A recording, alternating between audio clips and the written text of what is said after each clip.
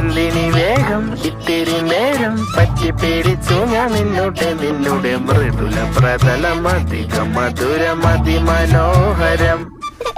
മാനത്തെ അമ്പിളി ചേലത്തെ കൊമ്പിളിൽ കൊണ്ടുവരാനായി സാധിച്ചില്ലെങ്കിലും കാറ്റിലും കോളിലും കൂട്ടു പങ്കിടാം ഞാൻ മതി വരുവോളം.